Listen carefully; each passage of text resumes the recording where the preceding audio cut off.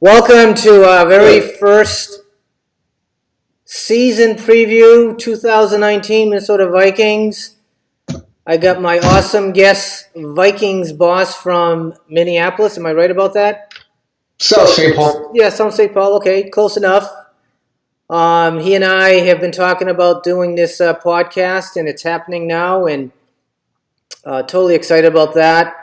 Lot to talk about. Lot has happened in the last couple of days. We now know who our team is. We know who's not on the team, and that's another conversation that we'll have.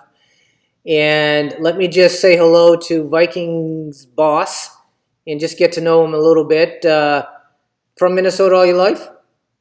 All my life, born and raised. Okay. And when did you become a Viking fan? I know we talked about this, but refresh my memory. Like a true fan. Yeah. As a kid, my dad watched the games all the time. My father's been a lifelong Vikings fan. He was actually at the Super Bowl loss to the Dolphins at Rice Stadium. Okay. So he watched every week. And I realized pretty young that if I wanted to spend Sunday afternoons with my dad, the best way to do it would be to watch the games with him and learn the game, enjoy the game, and the best way to enjoy the game is to cheer for one of the teams. And since my dad was cheering for the Vikings, I cheered for the Vikings, and that's what I've done ever since. Oh, that's an awesome story. Who was your very first favorite player on the Vikings? 2-Minute Tommy. Oh, okay. Okay. Yep. There you go. Love Tommy Kramer. Okay. He's actually one of the reasons that I went to school at Rice University. Oh, okay. When I was still a young man going to school. But, yeah, I just, like everybody, I think my eye was drawn to the quarterback, and he was the quarterback for the Vikings, and I loved how he swung the ball, how he was tough. And then he got into that kind of situation where he was splitting time with Wade Wilson back and forth. And I don't know, I guess as an 8-year-old, I just decided that I liked Tommy better. Okay. Have you ever met him in person? Several times. Oh, you have? Okay. Yes. All right. Cool guy in person kind of thing, but I guess they always seem to be, right? They always seem to be. Tommy's had his personal issues over the years. Oh, yeah, right. Drinking. Yeah, with alcohol. Yeah. Who hasn't? Yeah. So, but, we're all human. One of the times I did meet him, he was kind of a little inebriated? Too many drinks, okay. perhaps. Okay. But no, great guy. Very kind, very generous. Really appreciates Vikings fans for all that they've done over the years for him and all the respect that they pay him. Okay, all right. And your favorite win and your worst loss as a Viking fan? Can you talk to both? Well, I'll start with my worst loss. Get that bad memory out of the way right away. There was the 98 championship game that devastated everybody. There was 41 Donut.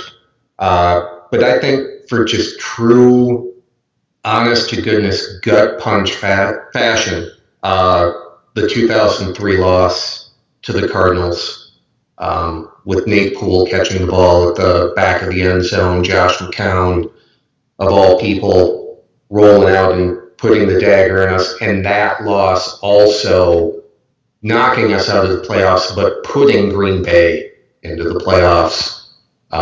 That's the one. That's the one. Okay. I mean, just right in the gut. Okay. That's when? Minneapolis Miracle. We can all talk. Unfortunately, the Vikings have never been to a Super Bowl in my lifetime. The last Super Bowl they went to in 1977 was 2 years before I was born. Wow, you're young.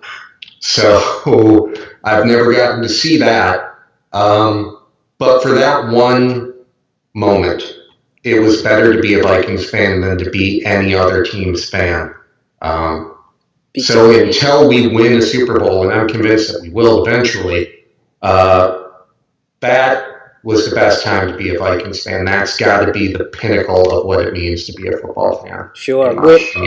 Were you at the game or home watching it, or? I was at home. Okay. I was on my knees.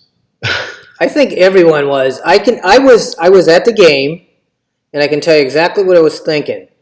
I'm standing up as everyone was, 10 seconds left, right?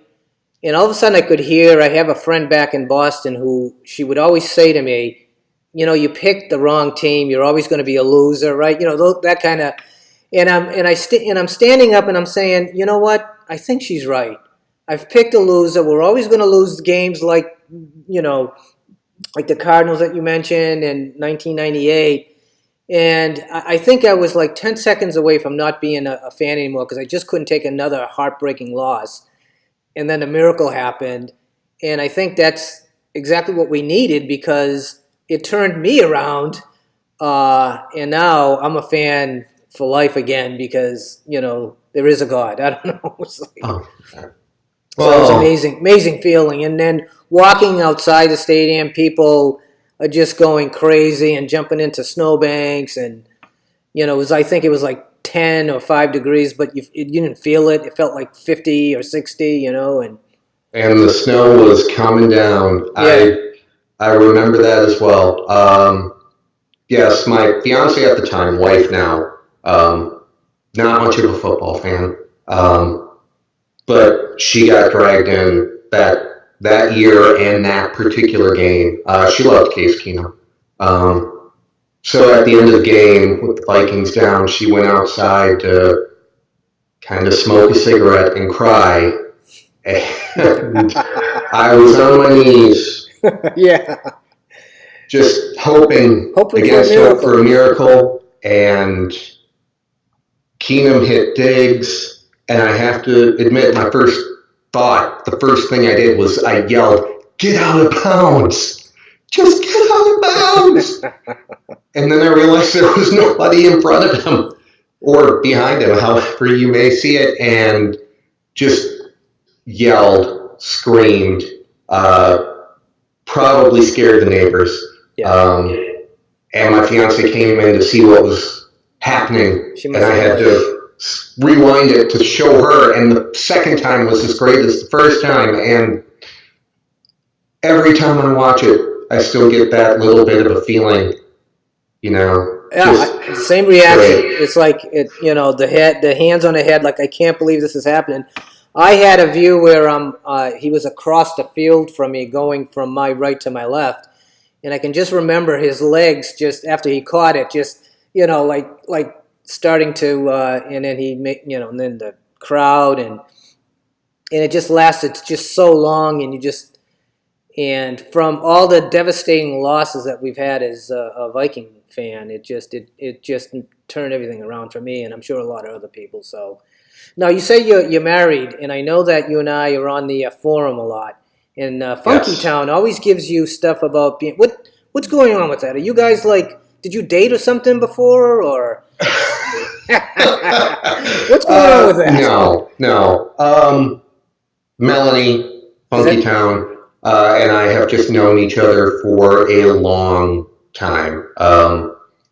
We were both members, as were you, of We Are Vikings Fans, which was a website very much like Purple Pain back, I think this was 2008 that I joined in. Yeah. Great site. I met Skolt in one of my side jobs at Mall of America. He came into our store. I worked at the Vikings locker room store at the time, and he told me all about the website, gave me his card, encouraged me to sign up, so I did, and I have been a member of Vikings boards and Vikings forums ever since. Okay. Finding people who I can talk or type, debate Vikings football with. Yeah, and you bring a lot of passion to your posts, and I'm going to show you one of your posts in this podcast. And quick story about Funky Town / Melanie.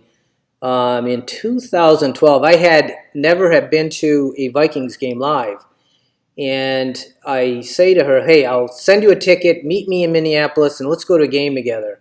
And we went to the Bears versus Vikings 2012 in December. 12 inches of snow on the ground, by the way. And that was my first experience with really traveling to Minneapolis, Minnesota.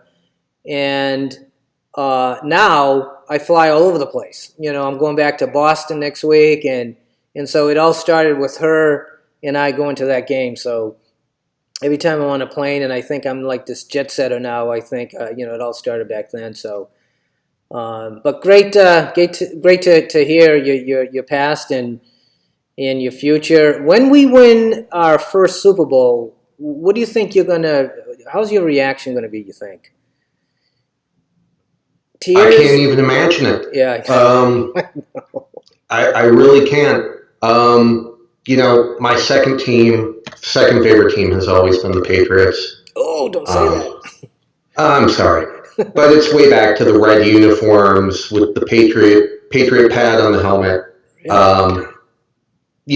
When you're 5, 6, 7 years old, and you choose a football team colors and team logos probably play a larger part in that than anything other than geography. It really does. I know what you mean. So yeah, I watched them through Tony Eason and Craig James, Hugh Millen, all the nobodies who played for them, and then Patriots became kind of my second favorite team.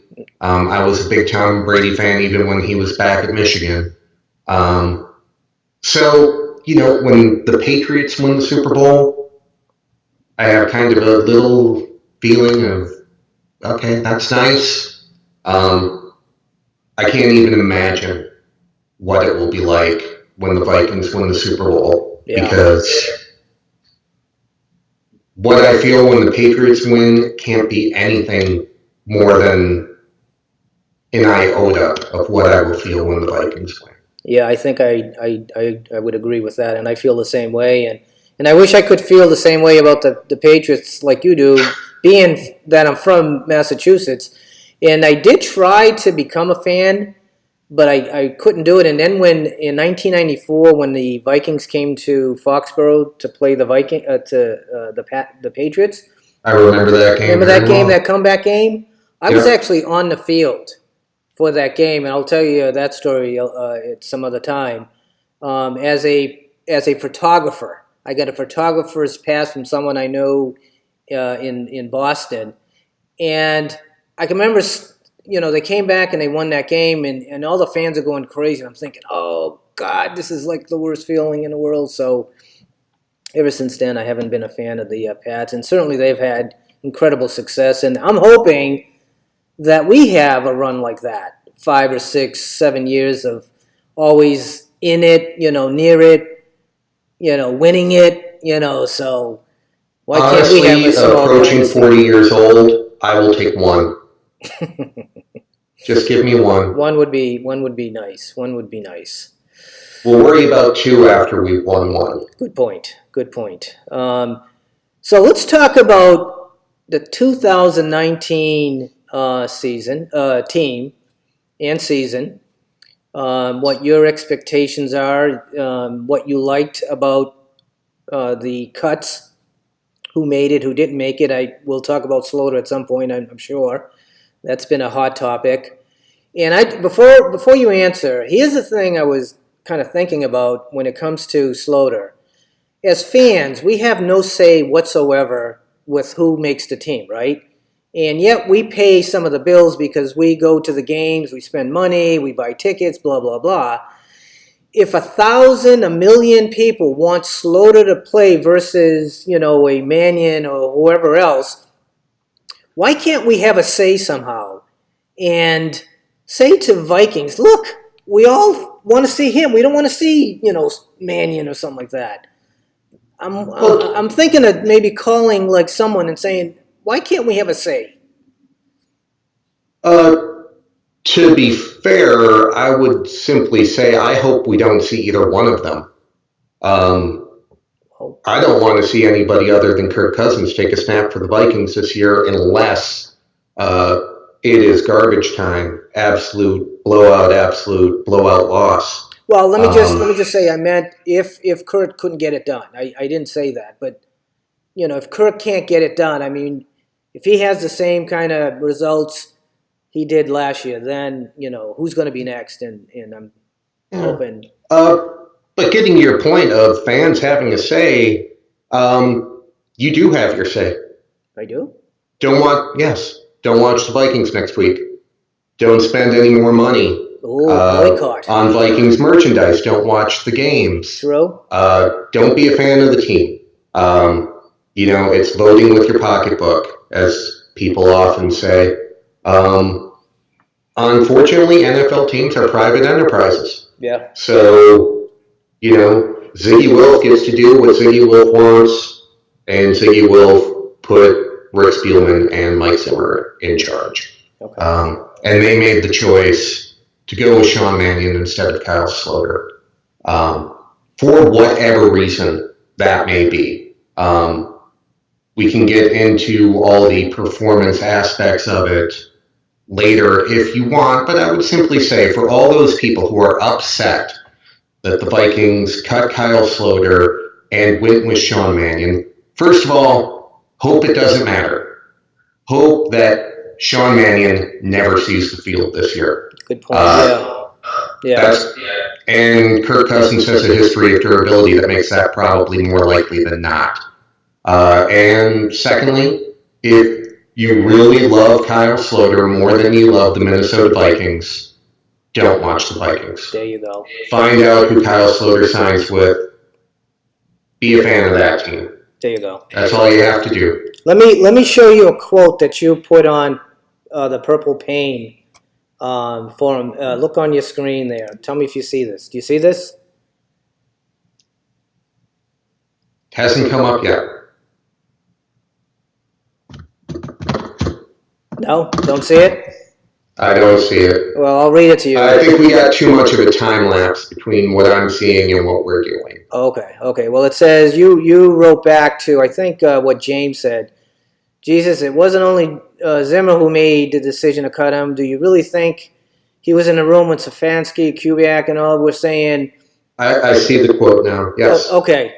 So explain what you're saying in real time here, in real life.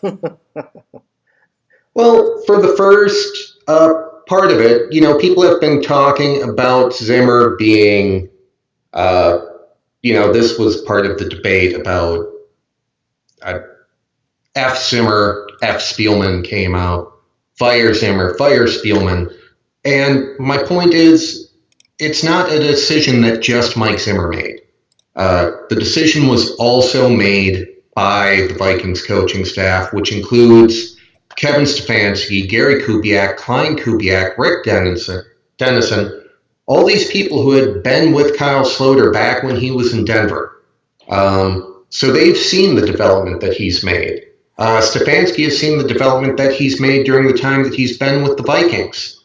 And it wasn't enough for them. If they were to say to Mike Zimmer, we have to keep this guy, particularly Kevin Stefanski and particularly Gary Kubiak. Two guys, Stefanski's been with Zimmer his entire time here. He predates Zimmer. And Gary Kubiak is a Super Bowl winning head coach. You don't just discount what those types of people say, but they apparently didn't say anything that meant that they had to keep Kyle Sloter in their opinion. So I don't think that Mike Zimmer disregarded anybody's opinion, and it was just Mike Zimmer's decision. Well, that's the first part. The second part of the quote simply points out that we tried to trade him, and there wasn't a team in the NFL that said, we will give you a 6th-round pick or a 7th-round pick to make sure that we have Kyle Sloter. If we can get him in waivers, fine. It's worth pointing out now that he did go unclaimed, so no team thought he was worth putting a waiver claim on either. And that other teams' coaches and scouts apparently see the same thing that the Vikings scouts saw. So, or scouts and coaches saw, that Kyle Sloter at this point is not worthy of a backup spot on an NFL team. Practice squad, third string, yes. Backup spot now. And then finally, I'm just kind of expressing my exasperation with not understanding why so many fans are upset. I can explain why. By all means. We as fans still we're looking for our Fran Tarkenton, our franchise quarterback. You know, someone that we can say, okay, that is our quarterback, like a Fran Tarkenton. And you know, and we know when we see it that that's the guy that's going to not just get us to one, but many, you know, Super Bowls, like a Fran Tarkenton. He got us to 3, I believe. And so I think that's the why we're so. And I want to talk about one thing on this topic. I have another quote, but I'm not sure you're going to see it right away. But it's from that Courtney Cronin. Do you know the reporter who ESPN reporter for the Vikings. Yeah. Right. Yeah. So this is what she said, and this is why she'll probably never make it to Sports Center. She says, spoke with a handful of sources over, you know, the last few weeks regarding Sloter and heard the same thing. Coaching staff feels one way and personnel department feels another. Well, can you let us know what each felt? You know what I mean? Like who's for him and who's not for him? That's what I would like to know, and I don't know yet. I think it's fair to infer from the fact that Kyle Sloter isn't on the team anymore that it was the coaching staff who felt that he was not worthy of a spot. Because, you know... Interesting. Well, Rick Spielman can decide who's on the team from the end of the season in February to Labor Day till right up till last cuts yesterday, but after that, it's Mike Zimmer's team because he's got to put them together. He's got to coach them out on the field. Kevin Stefanski has to come up with defense or offensive game plan. Zimmer and Gary Edwards have to come up with the defensive game plan. Kubiak, Dennison, all of those people have to coach the team. At this point, it's just Rick Spielman's job to find out and from them get what they need. So I think when Kyle Sloter ends up not being on the team, it's more of a coaching staff decision than a personnel decision. Oh, fair enough. Fair enough. I kind of like what you just said. To be totally honest, I mean, from what she reported, it was still like I wasn't sure, but I think that makes more sense than anything else.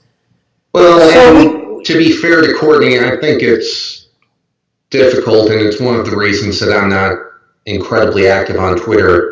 It's hard to get out everything that you want to say in 280 characters. Yeah, sure. So I can understand why she didn't feel the need or didn't think the need to clarify which side felt which was all that important. Okay. Or a matter of great import. Okay. Well, let's not keep kicking this dead horse. I mean, he's moved on. Vedvik, who I was excited about, and I feel like I was hit in the face with a bunch of eggs here. He's gone and picked up by the Jets. Waste of a 5th round pick, obviously, and So, do you have any? What's your take on that fiasco? Well, my opinion, and folks on Purple Pain should be well aware of this by now, is that you never, ever draft a specialist, and trading a 5th round pick for a kicker is the same as drafting a specialist. You don't draft kickers, you don't draft punters, you don't draft long snappers. I don't understand what makes Rick Spielman so anxious to get rid of draft picks for people who kick or snap a football. I mean, I've likened it to a drug addict, a fiending man just needing to get that next fix, and he'll trade a draft pick to get it. Um, so I I am also surprised, honestly, that apologies, Corey Vedvik did not turn out. Seeing what he had done already in Baltimore, you would think that kicking. Uh, I've often said, and you all know this, that preseason means nothing. Nothing. But kicking in the preseason should not be any different than kicking in the regular season. So I don't know why he was incapable of making a field goal, other than the fact that what he did in Baltimore was simply an aberration, a good stretch for him. Um, and when he got here, his form is awful. It looks like he has no follow through. His punts were too long and too line drive, which enabled Buffalo to have a huge return. Helped cost us a meaningless preseason game. Just all the hype, couldn't match the production. And it's not worth having a pure kickoff specialist on the team. I'm sure they would have liked to get him on the practice squad. Maybe next year he could have become either the full-time punter or the full-time kicker with a little work on his form. But it just didn't work out. And now we're without a fifth-round draft pick next year. Do you think it's because he didn't want to be in Minnesota, and that's why he just? I mean, could that be? No. No. I often wondered because every kicker that comes here, they could have been like automatic someplace else to get here, and they just like can't kick anymore. I mean, do their toes like get deformed or something, or what's going on? I mean, you know, it's often been said that one time is bad luck, twice is coincidence, three times is enemy action. So maybe it is something about Minnesota that makes kickers go nuts. It's gotta be. It's gotta be. I don't know. I mean, I've been watching this team since Chuck Nelson was the kicker. And honestly, the only time I've ever felt comfortable with this team's kicking situation is when Ryan Longwell was the kicker. Not even Floyd Rivez, who set an NFL record for most consecutive field goals made at the time, made me feel comfortable because he had no leg. He didn't try 50-yard field goals because he couldn't kick them that far. Not even Gary Anderson? Gary Anderson had that great 1998 season. I mean, obviously, it would be foolish to say that I wasn't comfortable with Gary Anderson kicking that year. But, you know, just for a long stretch. I mean, Gary Anderson had a wonderful 1998 season. 1999 he struggled. I believe 2000 he was gone. In 2001 he came back. But he was never the same after 1998. We had Morton Anderson for a little while. Aaron Elling. Paul Ettinger made a big kick against the Packers. Yes, I believe it was the Packers in 2005 to win a big game. But we never had a consistently solid kicking game until Ryan Longwell showed up. And we haven't had one since he's been gone. All right. We've had spurts of excellence from Blair Walsh. Well, and Kai Forbath was okay, but not great. Let's particularly on extra points, but too much time spent talking about the kicking game right now. Yeah, they're not even real people. So let's just move on to let's. I was a kicker in high school, by the way. Let's start talking positively about the team that we have and your expectations for this season. Where do you see us excelling? Weaknesses that you see, like what's your sense of where are we really going? Where are we going to end up? Are we going to win the division? Close? Not even close? Let's talk I'm about that. optimistic. Let me just say, we're at 30 minutes. I wanted this podcast to be 40 minutes, so we have 10 more minutes to really kick this around, and this has been great for me, and I hope you've enjoyed this. It's been great. Absolutely. Give me everything I just asked about the team moving forward for 2019. I am optimistic about this team. Last year was disappointing for all of us, but this year I think that they have adjusted to what Kirk does well. I mean, last year you obviously had differences of opinion between your offensive coordinator and your head coach, differing philosophies. That's gotten rid of. Now, Zimmer, Stefanski, Kubiak, all on the same page.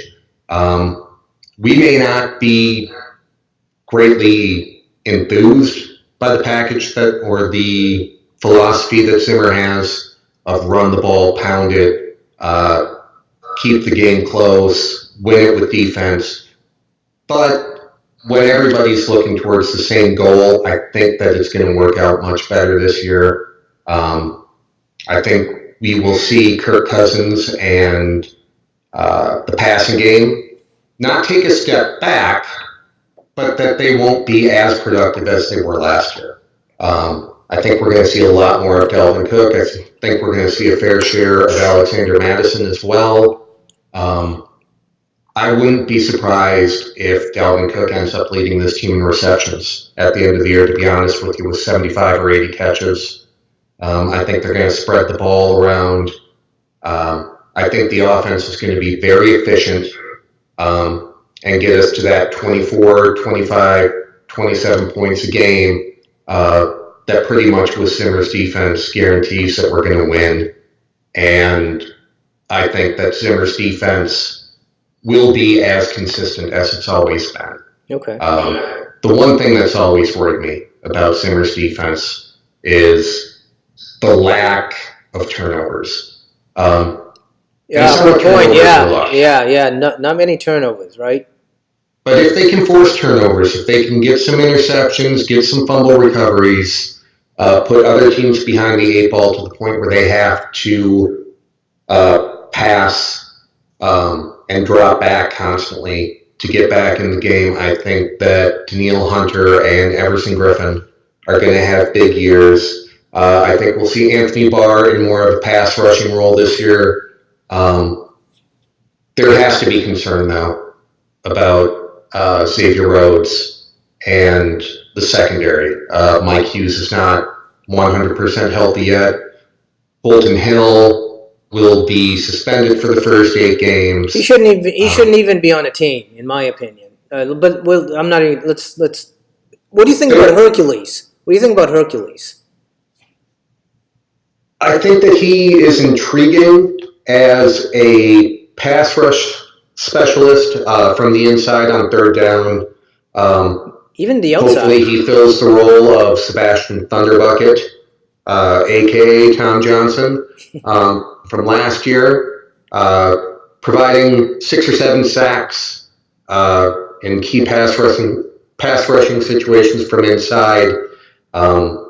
But I don't think that he'll be able to provide much on an every down basis. He's just too small. So we have to have Linval and Shamar Stephen he does in there plugging up the middle, stopping that running game. He does get pushed around a lot in the running game from what I've seen. But so let's predict the first 4 games in September. We have Atlanta at home. Then we go to Green Bay, come back for Oakland, and who's the last game in September? At Chicago. Yeah, at Chicago, which I want to go to that game. So are we 4-0 after the first 4 games? I think we're 3-1. We're 3-1. Who do we lose honestly, to? I think we start 3-0. I think we beat Atlanta at home. Simply because we have the home field advantage. I think Atlanta's going to be better this year. contending for a playoff spot in the NFC South. But I think all in all, we're just a more complete team. And Matt Ryan just always seems to be a guy who's going to make a big mistake at some time that costs Atlanta the game. That may not actually be the case. It just always seems It that way. always seems to be like that, yeah. So I think the Vikings will be able to control the ball and limit Julio Jones' effectiveness against Atlanta. They also have a strong secondary receiving core with Riley Ridley and Calvin Ridley? Riley Ridley? Yeah, I don't. And Mohamed Sanu. They have a strong receiving core, top to bottom. But I think we will be able to limit their effectiveness. I think we'll be able to get after Matt Ryan and force him to make some mistakes. I think we'll be able to shut down the running game, and I see us winning 27-20, 27-17, something like that. I'm feeling pretty good about the first game. So you're saying we lose to Chicago? I think we lose at Chicago. Because we not never that win. Chicago is that much better than us. I believe Chicago and Minnesota are going to be fighting all year, the whole year, for the division title. I think it's a two-team race. I think Detroit will be better. I think Green Bay will be worse. Some people are picking Green Bay. I mean, that's like surprising. I mean, but I think they do that because of Rodgers. Everybody loves the discount double check. He's not the guy he used to be, though. No. I think this season will confirm that with McCarthy gone and LaFleur coming in. I think it's just going to be a continuation of the same thing with Aaron Rodgers. He's getting old. He's gotten more injury prone over the last couple of years. I think his best days are behind him. At least as a Vikings fan, I hope so. I hope so, yeah. If he proves me wrong, we'll see it early. We'll see it week 2 at Lambeau. That's going to be an interesting game because, it's like I'm not thinking we're just going to walk in there and walk over them. I mean, I think it's going to be a fight, and I never think that a rivalry game like that is going to be a blowout. It's one of the reasons that I always hate playing Detroit and Chicago as well. That division games are just tough, and it seems like, particularly with the way Zimmer likes to play, keep it close, let the defense win, that the margin of error is smaller than it should be. But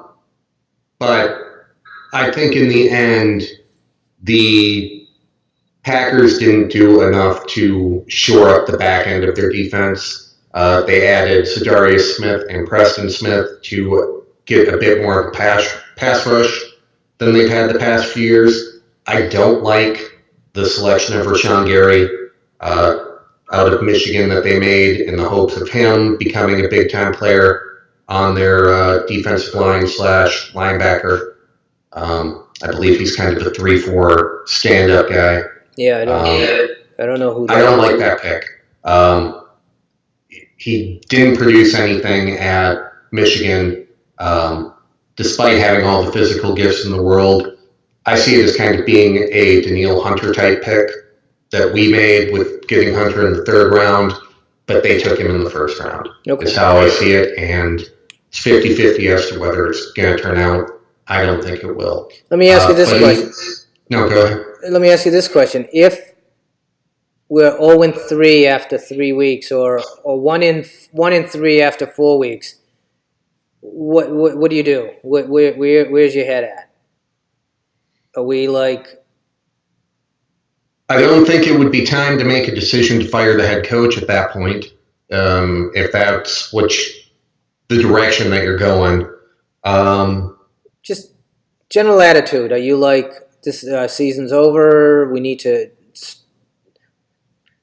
I believe only one team has ever made the playoffs after starting 1-4. The 1994 San Diego Chargers, I believe. So that's when you start to worry. If you get to 1-3, 1-4, I honestly don't see that happening now. But in a season like this, where you're feeling that, after this year, you have to kind of, I don't want to use the vulgar term of ass or get off the pot, but that's pretty much where we are with Zimmer and Spielman and Cousins. That this year has to at least have way more positives than negatives to keep moving forward with that crew. After Definitely, 0-2 or 0-3, yeah. if that were to happen, I would be feeling really apprehensive. I would too. And I would say that at the end of the year, it's probably time to blow it all up and move forward from there. Yeah. Problem is, you're on the hook for paying Kirk Cousins next year anyway. Well, I mean, they could trade him, and we got to start winding this down. But they could trade him to another team and say, "Hey, give us $15 million. We'll pay $14 million or whatever, and cut it in half or something like that." So they could do if something. If he wants to be traded, yeah, if he wants to be traded, he has a no trade clause. But he could change his mind if we're so unhappy. We don't even want to look at him anymore. I'm sure he'll say, "Look, trade me back to the Redskins," and they'll pay half of it, and so they can get creative. But let's wind this down and let's end it on some kind of a positive note here. What's your prediction for our record at the end of the year? And do we make the playoffs? Are we in the Super Bowl this year? 20 seconds. I'm never comfortable about predicting the Super Bowl. I am willing to predict an 11-5 record this year. That's what I have when I look at the schedule. Okay. Start off 6-2 and 5-3. And I think that will be good enough to at least compete with the Bears for the division title. I don't think he'll get us home field advantage throughout the playoffs, so we're going to have to win some games in January to get to the Super Bowl. But we'll be in the playoffs. We'll have a chip, a chair, and a chance, and that's all you can hope for at the beginning of the year. Did you hear that, Vikings Nation? Viking boss, 11-5 this year in the playoffs with a chance to go to the big dance. Hey, Vikings boss, I appreciate this podcast. Your thoughts were on point. Loved your honesty, and I'm sure the other people that you interact with on Purple Pain and some of the other forums that I'm sure you're in, they appreciate your honesty. Keep up the passion. Like you, I can't wait for our first Super Bowl. And let's plan on doing this again at another time and do another review and see where we're at. And maybe next month after our first 4 games of the start of the season, we can talk about where we are and maybe some of your thoughts have come true or not come true, and then we can talk about that. Does that sound good? You name the time, and I'll be right back here where I am right now. Awesome. Thanks again. Enjoy your day and your week. And where are you going to watch the game next Sunday? At home? Here? Where you are? Not where I am. But when we spoke earlier, I showed you what I have. The 60-inch? 65-inch? 65 inches. So I'm going to be parked right in front of that with a big bowl of Velveeta cheese dip and some spicy Doritos, and I'm going to break my diet. So that's where I'll be next week for the game. To all of you who are going to the game, particularly you, Funky Town, have a great time. Cheer loud. I'm sure you're going to have a lot to cheer for. So, Skol Vikings. Skol Vikings. Have a great day. Cheers.